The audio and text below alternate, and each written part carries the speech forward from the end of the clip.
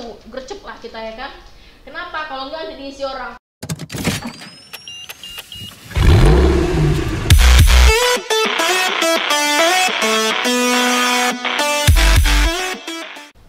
Assalamualaikum warahmatullahi wabarakatuh. Hai, jumpa lagi dengan aku Zia, alumni mahasiswi Malaysia. Kali ini aku akan sharing tentang kartu apa saja yang aku dapatkan di Malaysia. Oke, mungkin sebelum itu ada beberapa kartu yang memang hilang ya, yang mungkin kececer atau gimana gitu. Oke, ini sebagian besar yang aku temui di simpanan, yang dari simpanan aku gitu. Yang pertama mungkin kita mulai dari yang paling penting. Nih, aku di sana kita mendapatkan yang namanya iCard. iCard itu ialah kartu elektronik yang istilahnya kita punya paspor nih. Nah, paspor inilah sebagai pengenal kita. Kalau di Indonesia namanya KTP, mungkin di situ kita menggunakan ini. Mungkin kita ribet kali ya bawa paspor kemana-mana, tapi ada iCard. Cuman kalau aku pribadi, aku membawa dua-duanya karena paspor ini sangat penting bagi aku, yang nggak boleh istilah kemanapun aku pergi aku bawa kayak gitu kan. Di iCard tersebut itu ada menunjukkan nama kita, kemudian mereka menyebutkan ini adalah student pass. Student pass ini yaitu namanya kartu pengenalan mahasiswa.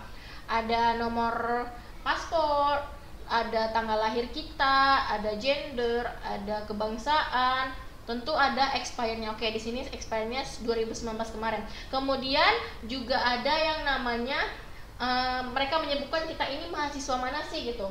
Oke, seperti itu ya. Sama dengan ini boleh di zoom ya. Boleh di apa ya? Sensor ya. Oke, ini sama dengan ini gitu. Ini visa kita, inilah ininya, cardnya gitu. Selanjutnya, yang kedua, yang penting yaitu kartu pelajar. Kartu pelajar ini unik. Kartu pelajar yang bisa digunakan untuk apa aja di lingkungan university. Contohnya, kita mau masuk perpustakaan, library, kita harus menggunakan ini. Touch, masuk. Kayak di mall-mall ya, kayak di mana ya? Kayak di mall-mall ya. Touch, masuk, kayak gitu. Kemudian ketika, uniknya lagi, ketika kita convocation atau namanya wisuda, kita nggak perlu lagi yang namanya harus berurutan sesuai dengan nomor, karena kan kita rame tuh wisuda sekali setahun, dan itu banyak kali mahasiswa di dalamnya gitu kan, ribuan. Terus kemudian kita nggak perlu nih nyari nomor tempat duduk kita di mana nih. Nah, kita acak aja, tapi kita wajib membawa ini. Kenapa? Ketika kita naik ke atas, kita menyerahkan kepada pegawainya, kemudian mereka men-touch ini kita sebagai absen dan sebagai otomatis keluar di layar, di screen, itu nama kita, jurusan apa, dan mahasiswa master apa S1 kayak gitu, apa degree gitu kan, atau PhD ya. PhD mungkin beda kali ya. Ini penting, kemanapun dalam kampus menggunakan ini.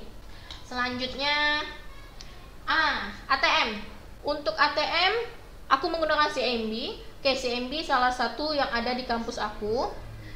Itu berada di Pusanika namanya. Gimana sih cara ngurus buka tabungan di Malaysia untuk mahasiswa asing? Nah, begini caranya. Yang pertama, kita harus ada yang namanya visa. Terus mereka menyebutkan paspor kita. Lanjut, ada beberapa berkas lagi yang harus. Nah, baru kita bisa mengurus yang namanya ATM, membuka tabungan di sana. Uniknya, aku nggak tahu kalau di Indonesia gimana. Mungkin yang aku tahu sekarang belum ada yang ada di Malaysia.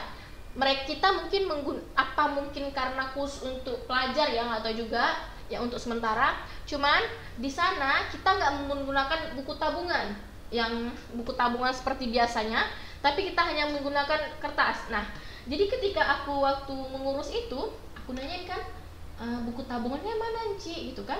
Hah? Buku tabungan? Oh enggak, kita nggak menggunakan itu ya, pakai bahasa itu, kita nggak guna itu, cantik dicakap gitu kan. Dicakap Itu hanya kertas nih, yang penting ada nomor dia, nomor rekening istilahnya kalau di Indonesia kita kan, nomor rekening kita. Yang penting ada ATM. Nah di sini mungkin dulu aku heran juga, loh bisa loh menggunakan ATM tanpa bawa kartu ATM, tapi ternyata di sini juga sudah bisa ya. Situ noraknya aku gitu kan. Nih penting nih, penting. Oke, selanjutnya ada satu kartu. Selanjutnya ini loh, menggunakan health care card. Oke, sama kayak asuransi, health care card. Oke, ini asuransi yang memang dari kampus kita sudah bayar, kita otomatis mendapatkan asuransi untuk kesehatan mahasiswa. Oke, dan ini kartunya. Dan ini kemarin aku sempat 2 kali ganti, cuman nggak tahu yang satu lagi di mana. Ini berlaku setiap tahun. Apa cuman karena ada perubahan institusi ya, institusi mereka kerjasamanya beda, makanya bisa ganti kemarin.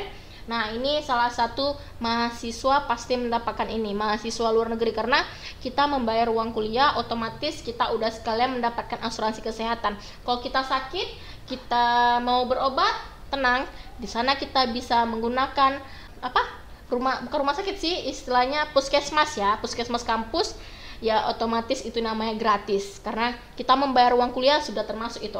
Nah healthcare ini aku tanyain kemarin, berapa sih untuk mahasiswa misalnya kecelakaan atau apa, dapatnya berapa sih tanggungannya gitu. Kalau nggak salah sekitar 5.000. Tanggungan ke suami? Nggak ada. Oh, tanggungan suami nggak ada, ini karena mahasiswa ya. Kalau kita kerja mungkin ada mungkin ya. Ini ya, ini wajib, tapi alhamdulillah aku nggak menggunakan ini karena rugi lah. Ya rugi, tapi apa mau istri sakit. Tapi rugi dong. Ya rugi, tapi kan kita mau sehat gitu kan. Oke, itu ya. Tapi untuk puskesmas aku paling sering menggunakan itu. Ya kayak tes kehamilan kemarin bisa kayak gitu kan. Oke, next. Lanjutnya, nah ini yang masih di kampus juga. Aku kemarin ke kafe kampus.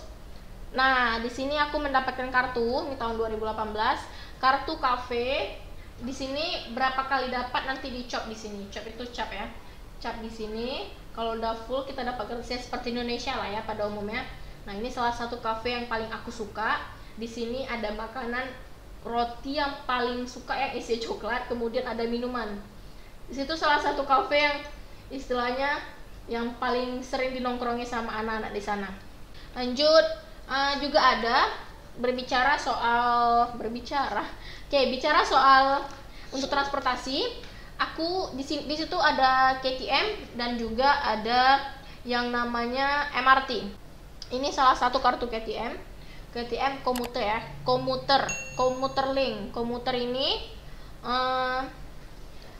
nggak ada sih diskonnya, cuman ada salah satu kartu untuk mahasiswa, khusus mahasiswa kita pakai untuk KTM bisa, untuk MRT bisa, untuk naik bus bisa, itu kita dapat potongan harga 50%. Contoh, misalnya kita naik bus membayar Rp2, ya kita cukup bayar Rp1, cuma kartunya hilang gitu. Kita ngurusnya itu di Pasar Seni ya, kita ngurus di Pasar Seni.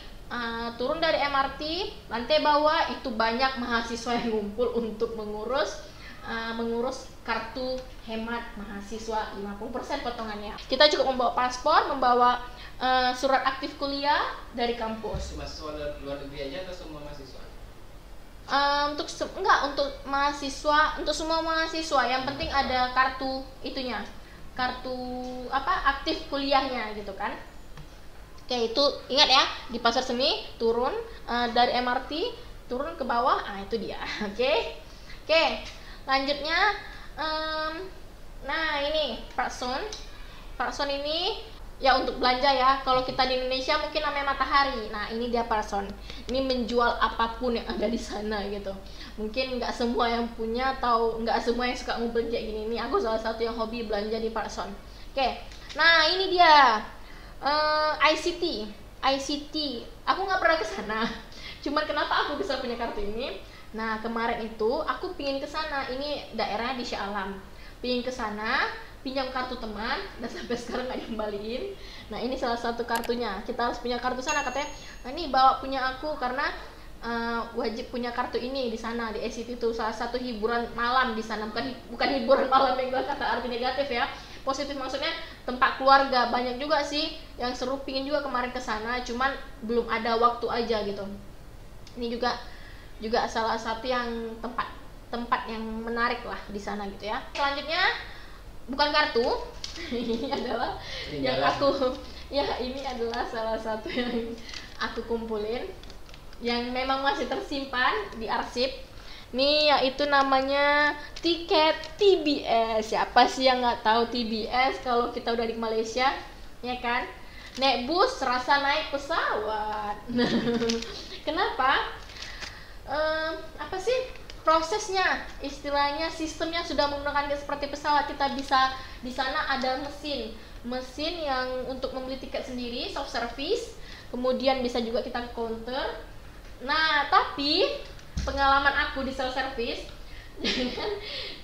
itu paling penting lah, karena kita dengan emosinya, dengan ininya, ternyata kita harus gercep loh di sana tuh. Kenapa? Karena mereka banyak mesin. Ketika kita mau beli, nggak tahu entah aku yang nggak tahu caranya atau gimana, yang penting ketika aku mau beli 2 orang tapi beli satu orang, dan kita harus cepat-cepat tuh gercep lah kita, ya kan.